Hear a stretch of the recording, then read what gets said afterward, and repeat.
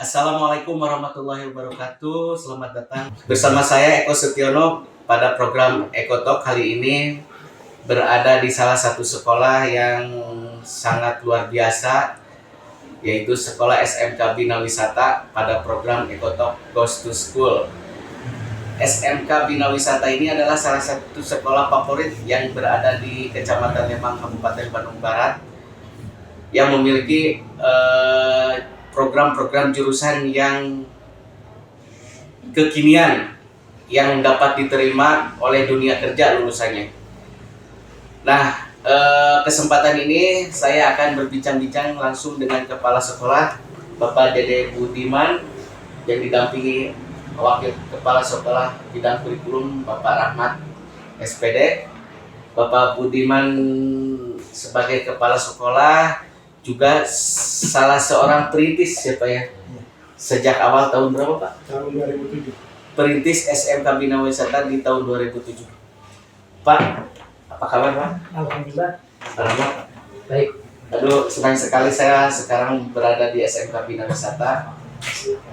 Ini mungkin kemarin udah beres PPDB ya Pak ya? Betul. Nah, gimana lancar Pak PPDB? Alhamdulillah. Hari ini mungkin penutupan MPLS. Oh, sekarang udah MPLS. 2024 ini ya, berapa siswa Pak yang nyampe target Pak? Sekarang 209 orang siswa. Oke Pak, saya ingin ngobrol-ngobrol tentang SMK Bina Wisata Pak. Ini Bina Wisata, ini kenapa Pak dikasih nama, ada wisatanya? Apakah identik dengan Lembang sebagai kota wisata atau seperti apa? Atau ada jurusan khusus wisata Pak? Ya, kami sebetulnya menyesuaikan dengan lingkungan karena Lembang adalah kawasan wisata dengan banyak sekali tempat-tempat wisata, dan ya sebagai kota Lembang kota kawasan wisata, sehingga kami berpikir untuk nama sekolah juga, di samping karena di sini ada program pariwisata, program jurusan pariwisata, sehingga namanya yang semula tadinya hanya jurusannya hanya kepariwisataan saja, tapi dengan perkembangan zaman dan kebutuhan masyarakat, sehingga kami membuka juga jurusan-jurusan atau yang sekarang itu konsentrasi, atau ada perkantoran, ada komputer, ya komputer itu MPLB kalau sekarang. Apa tuh Pak MPLB? MPLB itu manajemen perkantoran dan layanan bisnis. Kemudian untuk komputer itu PPLG. Ya, pengembangan perangkat lunak dan game. Oh, ada gamenya sekarang ya? Game. Tapi bukan game permainan. Oh bukan. Kirain ada jurusan untuk membuat game atau belajar game gitu Pak. Bukan, karena tadi awalnya hanya pariwisata saja, pada akhirnya sehingga kami namakan dengan wisatanya, jadi SMK Bina Wisata. Itu mungkin ada sejarahnya. Pak, ini SMK Bina Wisata, saya lihat kan banyak juga nih piala-piala ini. Ini prestasinya di bidang apa aja nih Pak? Ini di berbagai bidang, baik. Alhamdulillah, dari Paskibra setiap pergi ke Sukabumi, ke Cianjur, ke Ciamis, mereka itu ya dalam rangka lomba. Mereka itu pulang itu tidak pernah dengan tangan hampa, selalu bawa piala. Kemudian untuk LKS baik tingkat kabupaten maupun tingkat provinsi, alhamdulillah selalu membawa piala juga. Tingkat kabupaten sudah barang tentu selalu juara 1, sehingga bisa masuk ke tingkat provinsi. Dan sekarang juga di tahun 2024 ini dalam lomba LKS, mata lomba kuliner, mata lombanya restoran servis, alhamdulillah SMK Bina Wisata Lembang mendapat juara ke-1 tingkat provinsi. Nanti bulan Agustus tanggal 18 akan lomba tingkat nasionalnya di Lampung. Ke tingkat nasional. Perwakilan Jabar berarti apa ya? Perwakilan Jabar. Di Lampung. Luar biasa banyak prestasinya ya. Jadi bukan hanya di bidang pariwisata ya, tapi di bidang lain juga. Dan setiap tahun alhamdulillah, tahun kemarin juara kedua untuk restoran servis, juara ke-1-nya untuk tata boganya. Jadi di provinsi juara 2 dan juara 3. Dan sekarang juara 1. Pak, ada fasilitas apakah yang sehingga siswa ini betah dan menarik untuk belajar di sini, Pak? Alhamdulillah kalau fasilitas sudah kami lengkapi ya, kalau menurut kami mungkin sudah lengkap lah di sini, yaitu masing-masing ikut konsentrasi, ada perhotelan, ada lab hotelnya, ada office-nya, sudah dilengkapi dengan peralatan-peralatannya yang atau resto ya sesuai dengan hotel. Standar hotel termasuk kamarnya, cuma sayang kalau kamar hotel terpisah di kehalang luar rumah dari sini. Oh, di luar sekolah. Ya, ada. Tapi ada lab khusus untuk hotel berarti ya? Ada. Standar bintang 5, Pak? Kalau bintang 5 sih belum, mungkin bintang 2 lah. Untuk kamar hotelnya sudah dilengkapi dengan air panas dan sebagainya lah. Pokoknya sudah standar hotel ya. Kemudian untuk office-nya juga sama, untuk laundry-nya, untuk praktek-praktek. Kemudian untuk kulinernya juga sudah dilengkapi dengan ruang resto, praktek tata hidangnya, praktek restoran servisnya, kemudian praktek memasaknya juga sudah ada kitchen-nya. Selanjutnya untuk lab perkantoran juga sudah disiapkan, sama sudah ada dilengkapi dengan KABX-nya, kemudian ada wifi-nya, kemudian komputernya tiap meja. Selanjutnya lab komputer juga sama, sudah masing-masing siswa masing-masing komputernya sudah satu siswa satu komputer untuk lab komputernya. Kemudian selain itu kami sudah memprogramkan juga, bukan memprogramkan, sudah berjalan ya, sesuai dengan anjuran pemerintah bahwa SMK harus punya teaching factory. Teaching factory kami sudah melaksanakan, ada di situ teaching factory-nya ada laundry-nya bisa menerima dijual kepada menerima dari luar sudah bahkan bekerjasama dengan hotel. Kemudian sudah ada kami membuat sendal hotel, bisa dipasarkan ke hotel-hotel. Itu pemasukannya ke sekolah atau ke unit usaha? Itu ke unit usaha maksudnya. Diputar dan hasil lalu kembangkan ke hotel.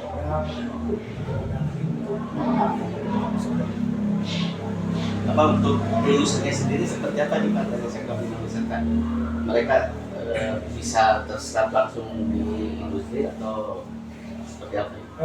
Lulusannya mayoritas ya terserap di industri, juga ada yang meluluskan ke jenjang pendidikan tinggi yang di negeri, yang di swasta, yang di negeri kebanyakan di negeri, mungkin di swasta, di berbagai, ada yang linier, ada juga yang dari sininya tata boga masuk UPI-nya, dari sini tata boga masuk UPI-nya olahraga. Bahkan di sini ada beberapa guru yang alumni dari sini. Lulusan sini. Iya, lulusan di sini. Di sini tata boga dulu masuk UPI-nya PJOK. Jadi guru olahraga. Ada juga yang linier dari sininya perhotelan masuk ke NH, di sini jadi guru perhotelan juga. Ada apa yang misalkan di luar, misalkan yang di lulusan perhotelan kerja di hotel dia memegang peran strategis Pak? Sudah banyak sebetulnya, cuma mungkin kalau data akuratnya agak susah karena sebetulnya sudah banyak kayak di Hotel Nopena, di Hotel Pesona Bandung, di hotel yang lain sudah ada yang menduduki posisi-posisi jabatan yang cukup strategis juga sudah ada. Luar biasa. Nah, Pak ini kan sekolah pusat unggulan juga ya? Iya. Nah, ke Pak Ahmad ini sekolah pusat unggulan itu seperti apa sih Pak di bidang pembelajarannya atau kurikulum itu? Iya, SMK Bina Wisata ini untuk sekolah pusat keunggulannya dimulai dengan SEO ya, Center of Excellence ya. Nah, di mana kami tadi sudah dijelaskan oleh Bapak Kepala Sekolah ada unit usahanya gitu kan, dari perhotelan, pembuatan sandal tadi, dari kemudian laundry. Nah, itu merupakan pusat keunggulan juga gitu. Nah, kurikulum yang digunakan untuk SMK PK ini juga implementasi kurikulum merdeka. Gitu, implementasi kurikulum merdeka. Nah, kami tidak menggunakan juga pembelajarannya dengan kurikulum K13 gitu. Nah, terkait dengan PK-nya tadi sebagian besar sudah dijelaskan oleh Bapak Kepala Sekolah. Ya, dan di Lembang ini ya Pak itu paling duluan menjadi perintis kurikulum merdeka itu. Oh, jadi ini perintis Ya, untuk SMK ya Pak ya? ya pertama yang melaksanakan kurikulum merdeka. Apa nih Pak kelebihannya kurikulum merdeka untuk SMK? Di implementasi kurikulum merdeka ini sebenarnya ya masih ada kesamaan. Perbedaannya yang jelas sekarang tuh ada yang namanya proyek Pancasila atau P5 ya. Nah, profil penguatan proyek Pancasila itu kan. Nah, ada P3-nya, ada P5-nya. P5-nya ini menjadi proyek, ada 8 tema.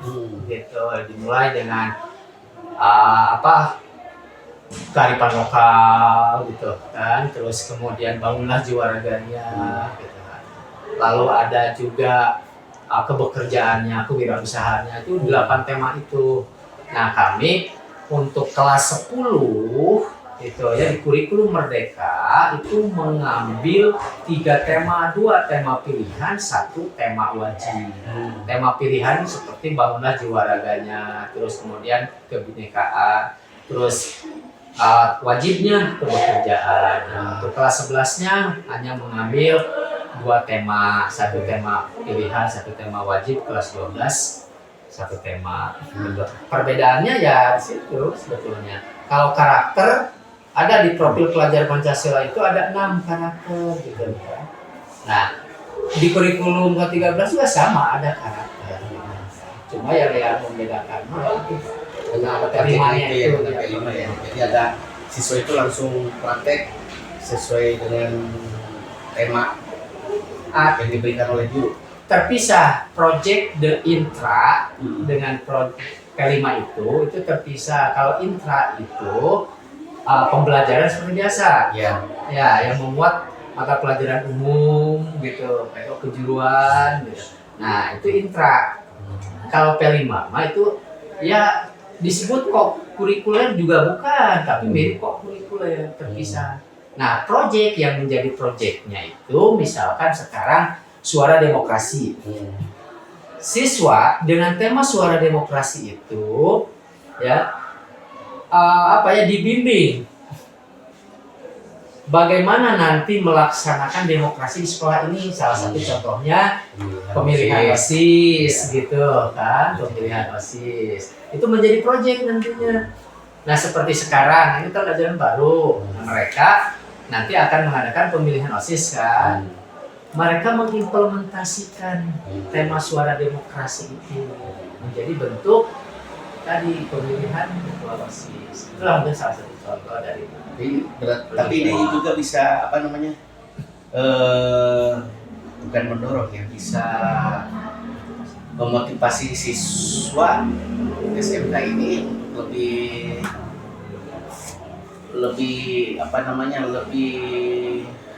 di dalam prakteknya gitu Pak. Ya tentu karena di P5 ini di project ini mereka mempelajari tentang karakter-karakter yaitu P3-nya itu bagaimana menjadi siswa pembelajar sepanjang hayat. Sesuai jurusan gitu Pak, misalkan yang jurusan perhotelan. Nah ini projectnya seperti apa? Oh itu beda terpisah karena tadi intra, yang satu intra, yang satu project P5 ini. Ada yang mengatakan ini kok kurikuler lah masuknya gitu kan P5 ini, tapi ya mirip-mirip gitu. Jadi project yang ada di P5 itu beda dengan project yang ada di perhotelan. Kalau perhotelan misalkan apa itu nanti implementasi dari pembelajaran perhotelan itu sendiri ya sesuai dengan kompetensi. Gitu. Kalau sekarang namanya itu elemen kan tentang service misalkan atau resepsionis, berarti mereka harus mampu mengimplementasikan disiplin ilmu atau pengetahuannya terkait dengan tadi penerimaan tamu, resepsionis gitu, bagaimana cara menerima tamu gitu kan, bagaimana cara melayani, bertanya gitu. Nah itu prakteknya itu kan untuk intra. Ya Pak, itu kan secara baku ya Pak, kurikulum secara nasional. Di SMK Bina Wisata ini kan tadi kurikulum Merdeka itu secara nasional. Nah di SMK Bina Wisata ini biar mereka nyaman belajar atau enjoy belajarnya, ada nggak Pak strategi belajar ala SMK Bina Wisata gitu di dalam kelas atau dalam? Ya, kan gini Pak Eko, kurikulum itu sebenarnya bisa dikembangkan menjadi ada kurikulum sekolah, di sekolah mengadakan gitu kan kegiatan biar bagaimana caranya nanti si siswa ini belajar di sini sesuai dengan kearifan lokal yaitu SMK Bina Wisata sendiri. Bagaimana biar mereka nyaman, Ya, itu. nyaman di sini. Ya, tentunya yang pertama kita dari sisi pelayanan gitu kan. Terus memanusiakan manusia artinya pelajar gitu kan, karena pembelajarannya berorientasi kepada peserta didik gitu kan. Nah, mereka di sini diberikan pilihan-pilihan kegiatan untuk ekskulnya, ekstrakurikulernya, apa yang menjadi keinginan mereka, misalkan futsal, kemudian seni tari karawitan, Nah, itu secara tidak langsung membuat mereka nyaman di sini dengan kegiatan-kegiatan. Jadi menyalurkan minat dan bakatnya Minat juga dan ya Pak ya. bakatnya, ya. Ada yang main gitar, silakan. Kami yang mengakomodir itu semua gitu. Jadi bukan hanya secara akademis tapi Bukan. Dan ekskulnya juga diseimbang ya. diadakan dengan Sesuai sesuai minat kebutuhan, bakat, ya. sesuai minat dan bakat siswa ya Pak Iya, ya. sesuai minat bakat Termasuk siswa. dalam pembelajaran ada yang senang pakai HP. Ya, Oh. bahkan pembelajaran pun disesuaikan. Nah ini Pak, ya benar. Pembelajaran kan sekarang udah digital nih. Ya, Nah di SMK ini seperti apa Pak? Udah mulai digital juga. kalau sebelumnya ketika zaman COVID, ya kami jelas digital yaitu dengan daring ya Pak, karena tidak diperbolehkan untuk tatap muka kan yang daring. Nah, sekarang pun ya kita masih kolaborasi, ada yang luring tatap muka, ada yang daring. Daring disampaikan yaitu ketika si anak sedang prakrin, kan nggak ada di sekolah. Apa itu Pak? PKL. PKL. PKL, praktek kerja lapangan. Kerja lapangan ya. Prakrin. Praktek kerja. Jadi di sini di SMK itu ada belajarnya, ada prakrinnya. Ada. Nah prakrinnya mereka biasanya berapa lama dan di mana? Nah, di kurikulum Merdeka ini sudah ada ketentuannya bahwa PKL ini menjadi mapel mata pelajaran PKL yang lamanya 6 bulan. Oh jadi harus belajar. Ya, di industri mereka 6 bulan dipindahkan pembelajarannya di industri. Jumlah jam pelajarannya itu 736 JP. Kalau kita konversikan seminggu itu harus 46 JP di perusahaan si anak itu. Sehari itu seminggu itu harus 46 JP di perusahaan. Dibagi lagi per hari berkisaran antara 7,6 atau 8 JP lah sehari si anak-anak di industri itu, di perusahaan belajar. Dan harus menjadi apa, harus diikuti karena syarat kelulusan itu ya Pak ya. Iya. Prakrin Nah itu. itu sekarang itu PKL itu Kaklin tertera juga di ijazah, jadi mata pelajaran PKL. Oh di ijazah itu ada. Ada Jadi, kurikulum Merdeka. jadi bukan udah mengikuti PKL, tapi Ada. mata pelajaran Mata pelajaran di ijazah. mata pelajaran ya. Kalau dulu mah PKL praktek kerja lapangan. Kan sertifikatnya dulu ya. Ya Kalau sekarang itu sekarang- sertifikat tidak dapat, itu juga ijazah tertera. Kalau sekarang jadi mapel Pak, mata pelajaran otomatis ini nanti masuk ke Dapodik, terintegrasi ke Dapodik si PKL karena menjadi mapel, jadi ada di Dapodik. Kalau dulu enggak kan.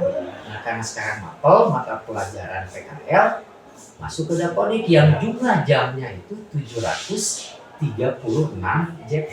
Siap. Gitu, per 6 bulan itu kan. Full siswa 6 bulan itu praktek berarti ya Pak. Praktek di industri. Berarti secara dan langsung itu udah Kerja. kerja ya Pak, udah bisa expert ya, mahir lah. Iya. Orang begitu selesai, Yang hotel berarti di hotel. Ya, kantoran kantor. Kantornya di kantor. makanya Pak Eko begitu selesai diambil langsung oleh perusahaan, direkrut gitu kan. Perusahaan di mana dia praktek Pak? Iya. Banyak yang seperti itu. Banyak ya. Banyak yang ketika kelulusan berangkat ya, karena mungkin dinilai pada waktu prakteknya itu dinilai bagus, kemudian begitu lulus juga langsung panggil. Berarti lulusan SMK ini tidak susah kerja ya Pak? Alhamdulillah. Alhamdulillah. Selama memang ada motivasi dari anak gitu. Kalau si anaknya kalau ada yang males-malesan. Ya tidak sedikit lah gitu lulusan langsung Banyak Oh banyak. belum kelulusan udah banyak. Udah kasuala contoh gitu kan. Itu. Dewe apa namanya? Iya. Dewa ya. Dewe apa? Apa istilah itu di industri ya di Oh, perhatian. jadi hari kasualan kayak gitu. Iya. Itu banyak belum selesai nih Pak. Itu baru kelas 11 misalnya atau kelas 12. Kalau setiap hari Sabtu itu dari perusahaan itu selalu membeli apa ada yang buat kasualan.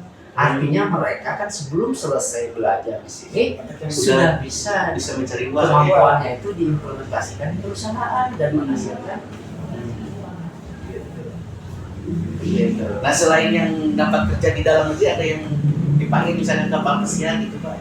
Ada. Lulusan sini Iya. bisa di kapal pesiar. Ada yang kita pasang Malaysia, Ada yang di Malaysia. Jepang. Ada di Jepang gitu. Luar biasa ya. Iya. Alhamdulillah lah gitu. Pak, Siap. ke Pak Kepala, saya flashback ke belakang nih kan Bapak yang merintis nih. Awalnya nih Pak, awalnya seperti apa? Ada berapa siswa gitu? Awalnya Sampai sekarang bisa jadi besar seperti ya ini. di tahun 2007 itu saya apa namanya? Menggambarkan ke depannya, pasti punya siswa itu hanya 3 kelas saja, kelas 1, kelas 2, kelas 3 gitu. Tapi begitu sekelas ya, bayangan nanti kalau punya siswa itu hanya 3 kelas, 3 angkatan, 3 kelas itu 1, kelas 2, kelas 3, 1 kelas, 1 kelas. Tapi alhamdulillah begitu buka pendaftaran sudah pada waktu itu tahun 2007 itu sudah langsung pendaftaran itu 135 siswa. Pertama buka ya? Pertama buka. Nah, tapi yang jadinya mungkin ada yang ke SMA negeri atau kemana, yang jadinya 86 sehingga kami 2 kelas pada waktu itu 2 kelas 86. Angkatan kedua langsung membludak sampai diseleksi Pak. Karena tidak tertampung, kami hanya menerima 200, 300-an yang daftar di tahun kedua. Tahun ketiga dan seterusnya, alhamdulillah naik terus. Pertama itu jurusan wisata aja ya Pak? Wisata aja, kemudian angkatan kedua wisata juga hanya satu saja, perhotelan saja awalnya. Karena dulu membukanya perhotelan dengan usaha perjalanan wisata Pak. Nah kemudian usaha perjalanan wisata pada waktu itu di angkatan pertama itu hanya ada 7 peminat. Tanggung kan hanya 7, udah aja tidak dilaksanakan, jadi hanya perhotelan saja. Nah tahun kedua banyak yang berminat di kuliner kalau sekarang, kalau dulu jasa boga. Nah jadi dua jurusan pada waktu itu. Nah tahun-tahun berikutnya di tahun berapa saya tidak ingat, banyak yang ada permintaan agar membuka ya dari masyarakat juga dari dinas pendidikan untuk membuka perkantoran dengan komputer. Di sini kami buka. Pertama buka itu kan menarik kan biasanya 3 orang, 10 orang. Ini kan langsung meledak. Ini apa Pak yang dipromosikan sih Pak? Unggulan yang diunggulkannya apa waktu itu? Sementara kan mungkin sekolah juga belum seperti ini ya Pak ya? Iya, belum. Alhamdulillah pada waktu itu ya kami hanya sosialisasi saja. Dan kebetulan pada waktu itu mungkin SMK itu sedang dari pemerintah itu. SMK bisa ya? Ya SMK bisa itu zaman ya tahun 2007 itu SMK. Bahkan yang mau membuka SMA juga pada waktu itu tidak diperbolehkan dari dinas pendidikan itu. Jadi didorongnya ke SMK. Pada waktu itu harus 70% kalau masalah SMK, 30% SMA pada waktu itu masalah. Kemudian ya alhamdulillah pada waktu itu langsung banyak kelas. Kan itu di luar dugaan Bapak ya? Iya, di luar dugaan sedikit. Berarti kan Bapak mempersiapkannya nggak untuk segitu gitu Iya, kan? betul. Nah itu seperti apa misalkan gurunya dalam fasilitasnya? Alhamdulillah kalau fasilitas ya pada waktu itu masih sangat prihatin lah, sederhana mungkin. Kemudian berikutnya alhamdulillah kami ngambil juga dari industri Pak, dari gunung, dari panorama, kemudian kalau peralatan juga praktek, kami menggunakan kerjasama dengan hotel-hotel, langsung praktek kelas 1 pun pada waktu itu di akhir kelas 1 akhir semester sudah mulai dikenakan ke dunia industrinya langsung. Berarti ini udah berapa sekitar berapa tahun? Dari 2007 Sekarang 2020.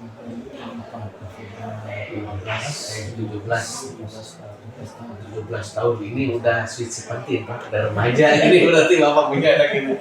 Ini udah remaja ini.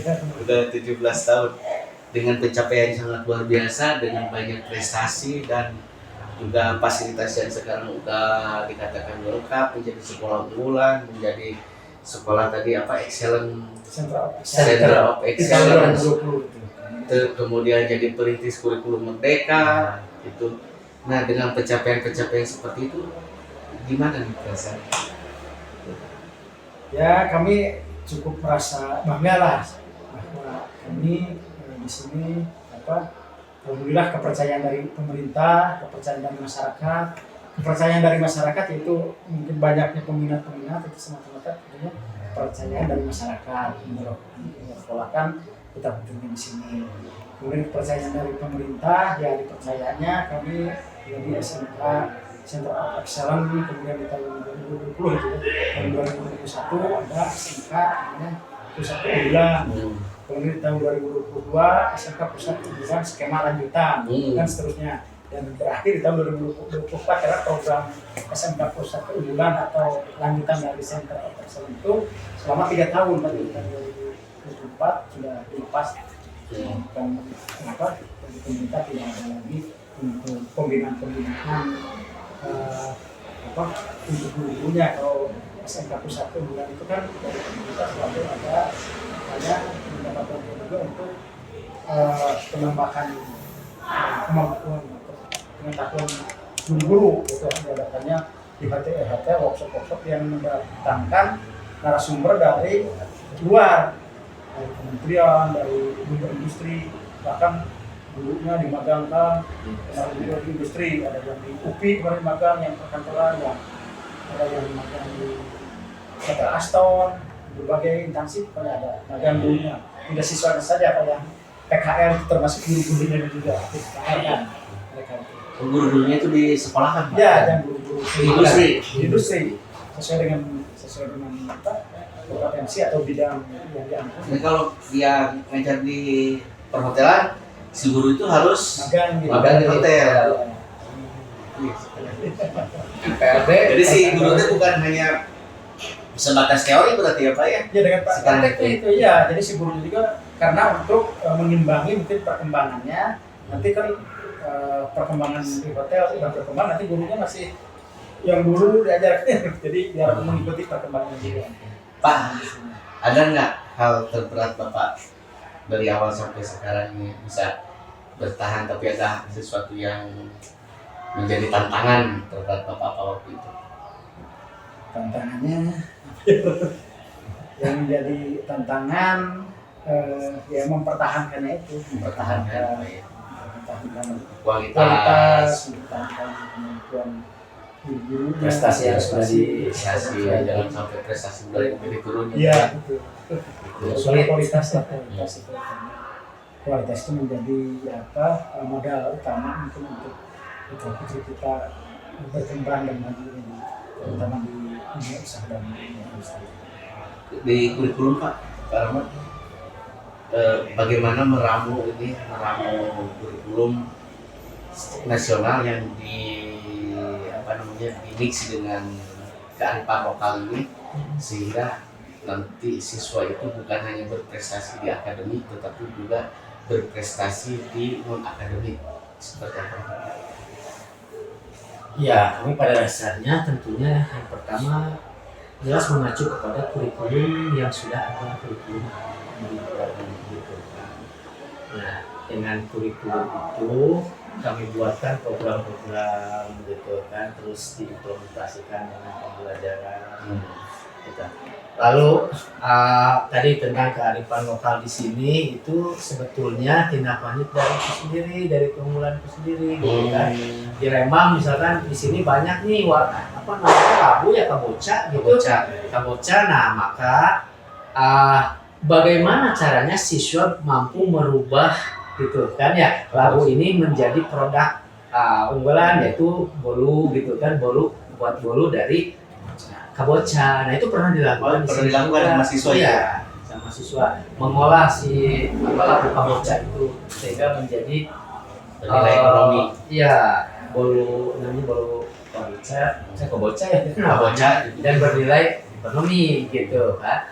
Nah selain dari akademiknya, Berarti siswa juga diajarkan entrepreneur ya Pak di sini, kewirausahaan. oh diajarkan jelas kewirausahaan. Tujuannya apa? Ya, agar siswa memiliki jiwa tadi misalnya wirausaha.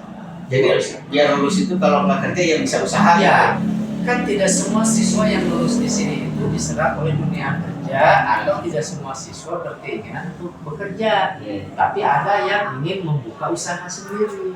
Maka kami mengakomodir melalui kurikulum yang ada, mengakomodir ke minat bakat siswa sehingga setelah lulus dari sini mereka punya keahlian, salah satunya kewirausahaan. Dan contohnya sudah banyak gitu kan, seperti yang sekarang buka buka warung kedai gitu kan, baik yang ada di pusat Kafe gitu ya? nah semacam kafe. Banyak siswa lulusan sini juga yang berwirausaha berarti ya Pak? Banyak dari catering ya, barista gitu kan, itu ada buka kedai gitu. Jadi mereka menyalurkan pengetahuan yang sudah mereka dapatkan di sini gitu kan, di luar dengan membuka usaha, bukan hanya bekerja gitu. Meskipun SMK ini tujuannya untuk bekerja, tetapi mereka tidak diharuskan juga untuk bekerja berarti ya. Betul. Lebih baik membuka lowongan kerja, Iya, lapangan dari- kerja. Betul, udah ada yang membuka lowongan kerja, tapi mereka memprioritaskan siswa lulusan Dipekerjakan lagi. Iya, gitu. Itu udah ada Adik adik kelasnya kelasnya, Ini direkrut luar biasa gitu. gitu. Jadi istilahnya silih asah, silih asih, silih Iya, asuh Asli. gitu. Dilacak adik gitu. Terus ada pas saya lihat itu, wah ini alumni semua nih. Ada yang angkatan sekian, oh bagus. Setelah ngobrol-ngobrol, iya Pak sengaja gitu. Masa depan yang cukup baik karena dicontohkan oleh lulusan-lulusannya itu udah ada yang bisa kuliah, bisa bekerja dan juga bisa berwirausaha. Itu. Terima kasih Pak ngobrol-ngobrolnya sudah banyak sekali juga untuk saya ini pengetahuan Pak. Terima kasih Pak. Oke pemirsa Ekotop, baru saja kita bincang-bincang dengan Kepala Sekolah SMK Bina Wisata yang didampingi oleh Resek Kurikulum. Ternyata SMK Bina Wisata yang dirintis sejak tahun 2007 hingga sekarang udah 17 tahun ini memiliki prestasi yang sangat luar biasa. Bahkan lulusannya bukan hanya berprestasi secara akademik, juga berprestasi non-akademik. Lulusannya dapat diterima di industri, di dunia kerja sesuai dengan jurusannya tentunya. Dan lulusannya juga karena dibekali ilmu kewirausahaan di sekolah ini, tidak sedikit siswa di sini yang membuka usaha sesuai dengan waktu di sekolah diarahkan berwirausahanya. Ada yang membuka kafe, ada yang membuka catering, ada yang membuka biro perjalanan, barista, kemudian laundry, dan tata boga, dan banyak sekali. Ini tandanya bahwa SMK Bina Wisata itu dalam membina anak-anaknya, membina siswa-siswanya itu tidak setengah-setengah, karena tadi ngobrol-ngobrol bahwa SMK Bina Wisata menginginkan lulusannya menjadi lulusan yang unggul di segala bidang.